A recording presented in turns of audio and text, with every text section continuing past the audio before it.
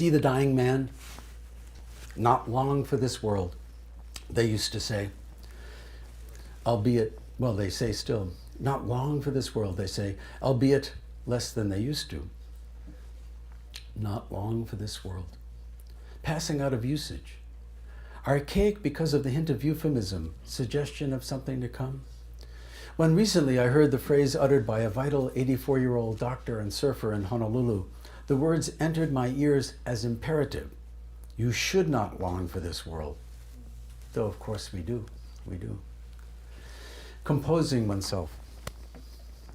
The last 4 decades, there is an erotics of being able to invoke so much misspent time. I say the last 4 decades, I've been impelled to write from a not unusual mix of motives. Emulating books I admired, sense of the author as hero, magician, exhilaration of supplicating and dancing with language, the hunger to set straight, to restore. Not to mention words like vainglory, memorialize, lament. But as the writer ages, whatever his habitual mode or fluency, though the number of letters in the alphabet remains constant, stories written and unwritten seem to undergo transformation. At the least, by a certain age, the author surely better knows of what he speaks, can sometimes more freely acknowledge self-interest, self-deception, concede the limits of art. How much can it redeem, and for whom redemptive? Alternatively, from the point of view of the text, perhaps stories increasingly manifest their own agenda. Yo, this is your story speaking. Might the stories be compared to teenage males, voices crackling, tremulously insisting on their own passionately contrary narrative of what you thought you'd been living with them? Or are the stories like caged lions that after years of compliance maul the tamer? Or are the stories like a terrorist sleeper cell biding its time? Or perhaps there are simply different storytelling centers within each of us. Imagine Freud's imaginary ego, superego, and id, each having its own narrative. Imagine 3 or 5 other aspects of the self. Perhaps all their stories are always being told, like radio stations sending out signals at the same time. But as the years pass, the writer has less strength to insist on his version, to resist the story's version. For the male writer, it may coincide with the waning of testosterone haze, occasioning a new, pristine, or bewildering ability or willingness to see. Or perhaps stories never do not know they're only stories. And approaching our end, which is to say their host's demise, those stories note that our blood is thinning and are not reluctant to let on. But really, who can plumb the motives of stories? Perhaps instead we should think in terms of the visual, a mere change of perspective. For years it's mostly all before you. Room foreshortens, however, unless you're extending your saga into the life to come, which has its own hazards. Hell, for instance. But there may even be some concomitant enlightenment. Think of the heroic polar explorer stranded on the ice floe who, eating a shoe, finally acknowledges no rescues coming. An understanding perhaps influenced by the sight of shoe-eating colleagues. No rescue. Why then do most writers persist in their earlier narratives? Oh, adult life is nursery school, continued. One more gold star on the forehead. Why be reckless in the service of the truth? What if you can beat the game if there's no reckoning? What if the disguise still works or the truth's too painful for writer or audience? Lear terrifies, but leaving the theater we reestablish distance. Foolish Lear, and a king to boot. Not like us, and we have no Heaths over here anyway. But those gold stars on the forehead. Think of poets playing the poet. What if each oracular pronunciamento takes one further from what he might have been able to say? Poetry as breath, for instance. Oh, geez, kiss my breath.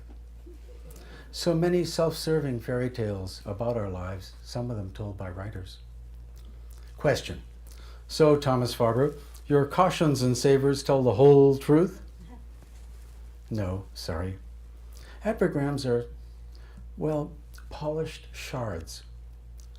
Karl Kraus said, an aphorism never coincides with the truth, is either a half-truth or a 1.5 truth.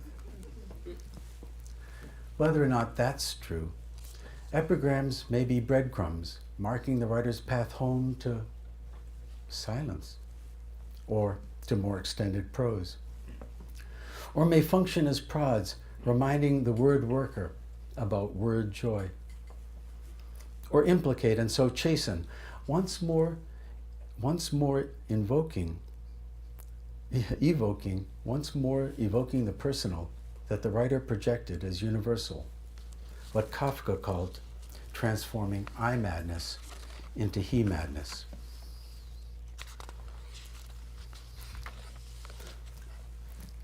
I'll skip now to the end of the essay.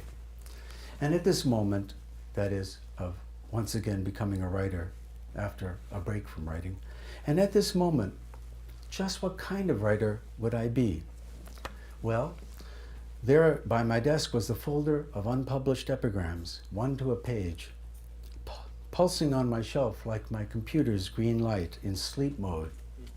I'd been letting them mature, stew, metastasize, manifest their weaknesses. In that instant of recovery of the writerly self, or of once more displacing some better self, I was again an epigrammist, member of a small, strange cohort, but once more entitled to its malices, savors, aperçus, ripostes, errors. At this moment, the labor of writing them was hands-on, shaping, smoothing, wordsmith as bikini wax specialist, crafting the perfect Brazilian cut. At this moment, the labor was hands-on, shaping, smoothing, wordsmith as bikini wax specialist, crafting the perfect Brazilian cut. Far out, as they used to say, in the days I had long hair. I was happily back at work. And in my orbit, always, other artists at work, young Michael teaching himself to be a writer, reading my books carefully, gleaning. Very talented Laura, year 5 on her novel. Leo, 80, with a manuscript of a masterful news story collection. Chester, past 80, still centering his passionate life around the freedom to write. And in my orbit, as always, artists not at work. H, for instance, who has the latest computer and ergonomic chair, but is unable to sit still at his desk. Where did that capacity go? Perhaps for too long he didn't risk enough, and in the end forgot how.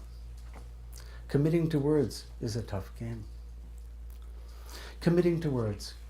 Joyce Carol Oates argues, quote, "To write is to invite angry censure. Art by its nature is a transgressive act, and artists must accept being punished for it.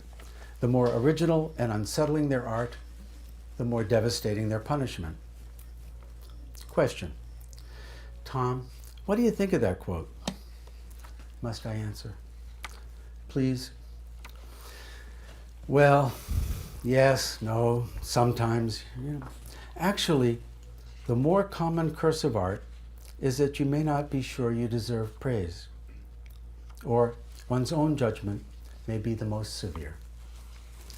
Lately, for instance, I've been subjected to a nightly pre-dawn barrage of berating, and not from others. Surely this too will pass. In addition, I found myself easily moved to tears, just the kind of thing my mother would have deplored. Is this bad for the epigrammist? Well, there's Robert Frost's line, "No tears in the writer, no tears in the reader." But I also think of my friends in Boston, so many